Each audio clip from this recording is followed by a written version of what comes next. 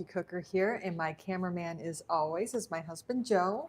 Hello, hello. I am back here behind the camera watching the chat roll. So if you guys have any questions while we are shooting, feel free to throw them in the chat and I will make sure to get them over to Danielle. Today we are making a brand new recipe. Actually, I just worked on this today, so I'm super excited to get this out to you guys before Easter and before, spring is just starting, so it's like perfect timing. It is a carrot cake coffee cake, and here it is. It turned out so good, really easy, super flavorful. I would say this is the easiest coffee cake recipe I've ever made. So I'm really excited for getting this recipe out to you guys. Everything that I make is gluten-free and dairy-free. You're welcome to use full gluten, full dairy products. There's no measurement changes or anything needed. So let's go and get started. We have our oven heating at 375 because the bake time is right around 45 to 60 minutes. And you can use a few different options for baking size. I'm using a 7x10. You could do a 9-inch square or a 9-inch round pan. Spray it with a nonstick baking spray and set that aside. And let's get started with our mix here. So, and the full recipe will be below. Any questions on this, just let me know too. But we're going to start with all of our liquids. So we're going to start with our milk, eggs, vanilla, make a little bit of noise, a little bit of a mess. All right, so this has 1 egg.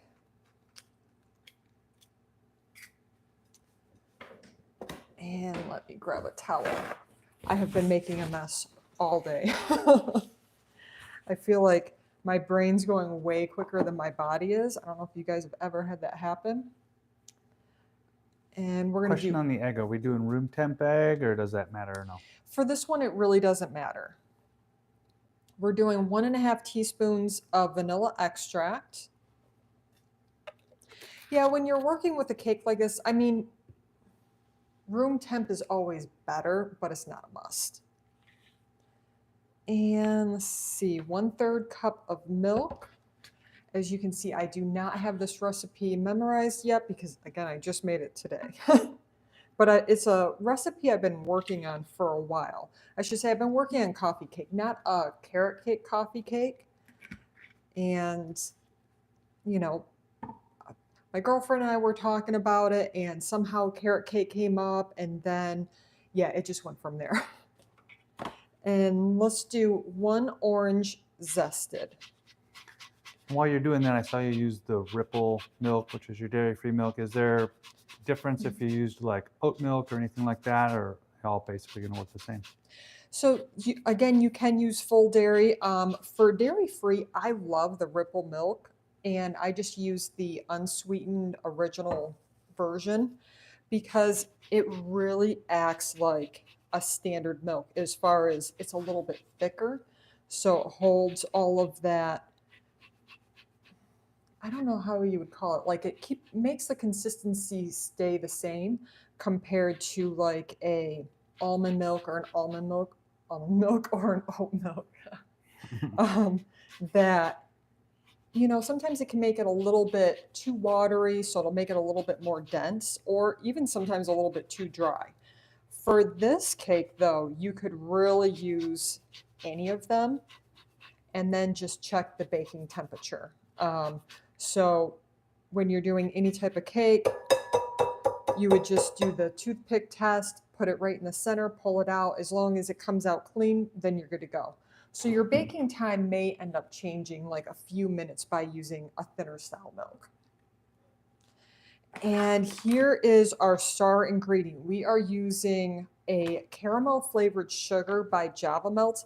That's what is really going to intensify the flavor of this coffee.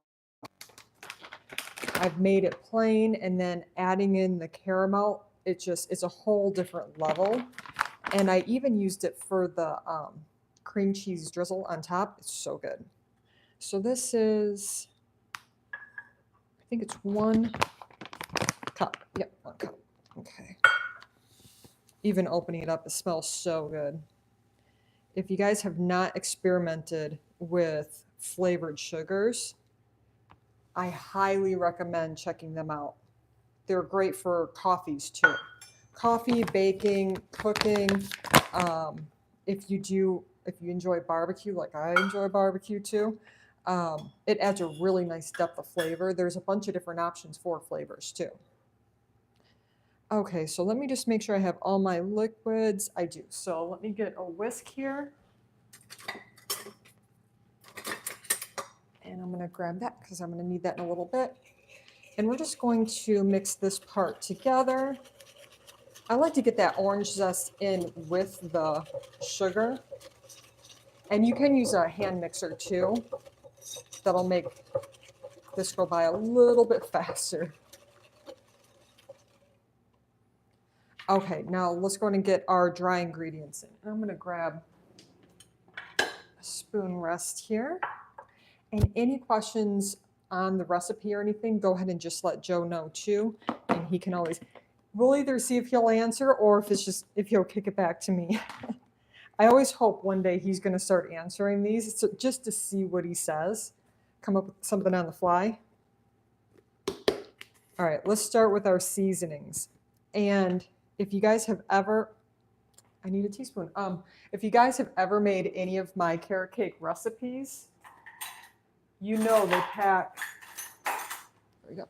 You know they pack a lot of flavor because we do lots and lots of seasoning. I don't hold back. You know, with anything, especially when you're baking, I'm a firm believer, it better be worth the calories. So we want lots of flavor in there. Did we say what we just put in? I didn't catch it if you did. We're doing 2 teaspoons of cinnamon, I'm sorry. And then we're going to do a 1/4 teaspoon of allspice. Get that in there. Allspice has such a great flavor. So we don't need a lot of it because it packs a punch. As soon as you open up the container, you can just really smell it. Same with nutmeg. We're doing a 1/4 teaspoon. And that gives the cake a nice spice, warm flavor throughout. So then the orange is lifting it and just bringing all that together. The caramel is kind of smoothing it out. And yeah, we just have a lot of goodness going on here. Okay, so 2 cups of flour. If you're doing this gluten-free, then I'd recommend to do a 1-to-1 gluten-free flour. It's kind of like an all-purpose flour for baking for gluten-free. And do you have a go-to brand for that you like? Whoops. And then just shake it to even it out. My go-to is Bob's Red Mill and Cup for Cup. I have both of them on the subscribe save on Amazon. It makes it so much easier so I can just get a case in at all at once. Throw that in there. Okay, and then a tablespoon of baking powder. Now, if you're making this where it's not gluten-free, you could get away with 2 teaspoons, or this will give you a little bit more rise. So again, you don't have to change the measurements if you're not doing gluten-free. Okay, and we need salt. Should be 1/2 teaspoon of kosher salt.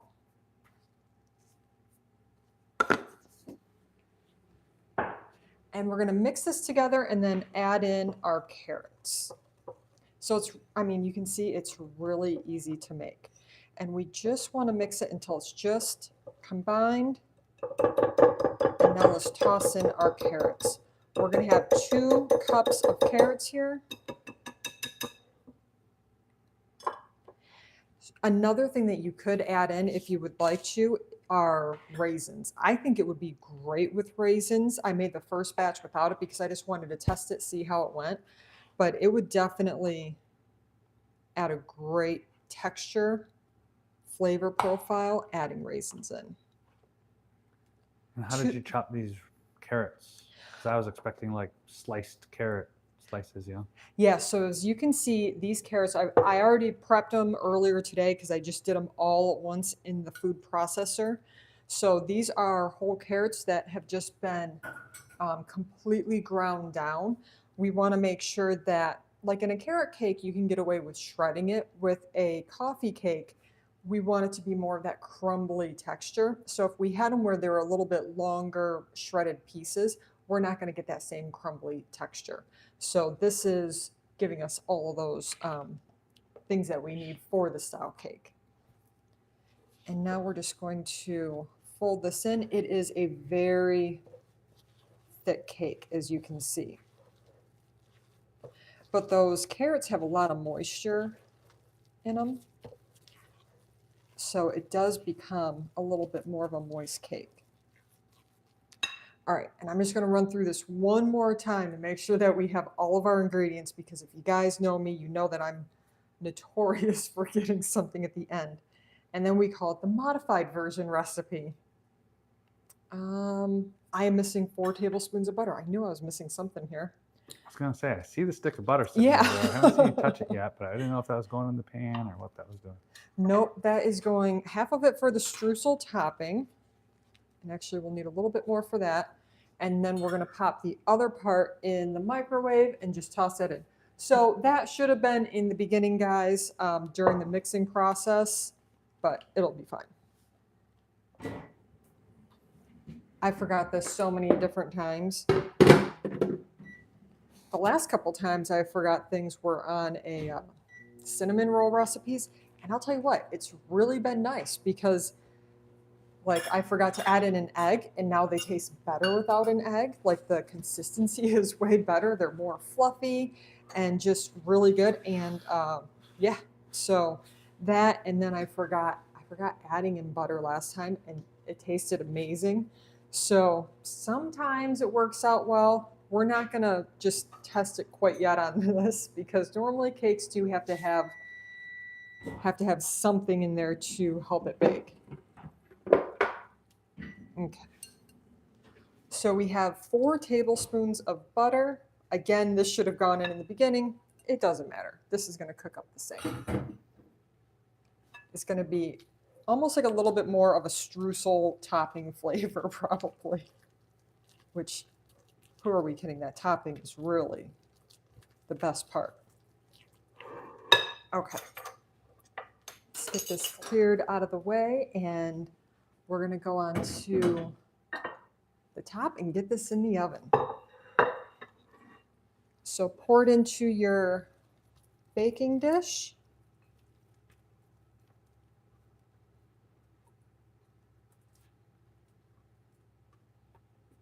Get it all in there and spread it out. It does have a nice rise, so you'll want to make sure that your baking dish has at least 2-inch high sides. Scrape that off. And what size is your dish that you're using? This one's a 7 by 10. I would say it's a little bit more of an uncommon size. So you could use a 9-inch square, 9-inch round cake pan or baking pan. You could do a springform pan too. If you do, just make sure that you put it on top of a cookie sheet. And let's set that aside and start our streusel top. So we have, let's see, I need 1 more tablespoon of butter. We're doing 5 tablespoons of butter. There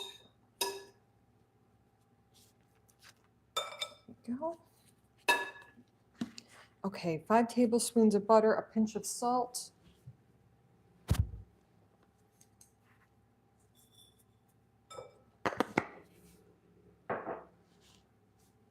We have 1/2 cup of the caramel sugar. This again just adds tons of flavor. And I'm just going to put that in there because I'm getting low.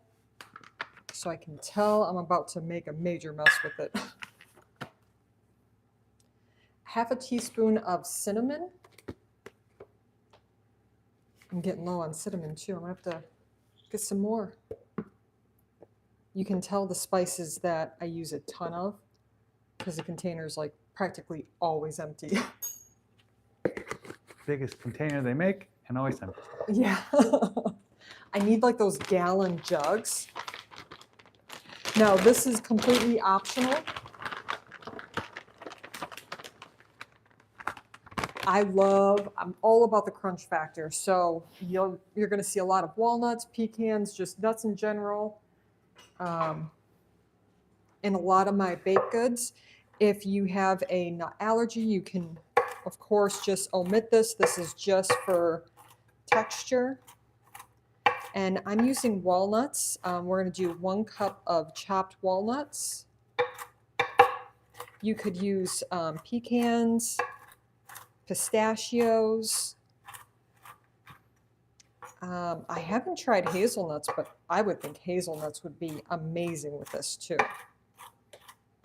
And we don't want them too fine. We're just going to do just kind of a rough chop here. Throw that in. And this isn't like, you know, when you're talking about like kind of like chocolate chips, I always say the same thing for nuts. It's really hard to get that exact measurement. So it's kind of like, whatever looks good to you.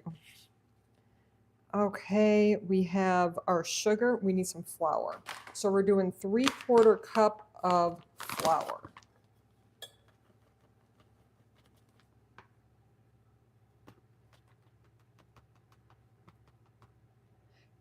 And there we go. Let me get this out of the way here. Okay. Pastry cutter is my go-to. You could always put this, no, I wouldn't put this in a processor because you do have the nuts. So you could use a fork, and it is helpful if you have the butter at room temperature. Cold works well too. But if you're using a fork, it'll be a little bit easier on your hands if it's room temperature. Pastry cutter will get through anything. Okay. And we're just doing this kind of to combine it, get some nice crumbles on there, but it doesn't have to be perfect because it's a streusel topping. So we're going to take our cake and just shake that right on top. Spread it out. Oh, missed a little bit of that butter. We want to make sure we get all that goodness on here. There we go. So we're going to pop it in the oven. Ideally, you want to put it in the center of the oven. Again, 45 to 60-ish minutes. That will depend on the ingredients that you're using, whether it's dairy-free, gluten-free, but 45 to 60 minutes is the go-to, center of the oven. And then just test it with a toothpick. When you pull it out, you're going to drizzle some, I have the full recipe below, but it's I would call it like a cream cheese style glaze. It just has a little bit of that cream cheese flavor. Actually, I'll wipe this off and then show you these bad boys again. But yeah, it has a cream cheese flavor, but it is a little bit thinner. You could always do one of my favorite cheats if you just want something super easy is just like the jarred frostings. You can do that, just microwave it for 15 to 20 seconds or so to soften it up and then just drizzle on top. It works amazing. But there we go. That is the final product. You can see it has a little bit of bounce there. Do you want me to break one open? Yeah, break one open. Okay. And it's still nice and fluffy. It has all those good flavors. You can see the walnuts on top. They're so good. This is so delicious, warmed up with a nice cup of coffee or tea. Super simple. So you can have this ready in the oven within about, I would say 10, 15 minutes max. Put it in the oven, pull it out, let it cool just a little bit, drizzle the icing on top, and that's it. You can enjoy it. All right, I don't see any questions, so unless you have anything else, you can end it now. No, if you guys have any requests for recipes, go ahead and send me a message. Let me know below. If there's anything that you would like to see in the videos, go ahead and comment below. The recipe will be on my website, thesaltycooker.com. And as always, thank you for joining us, and we hope to see you guys soon. All right, bye, guys.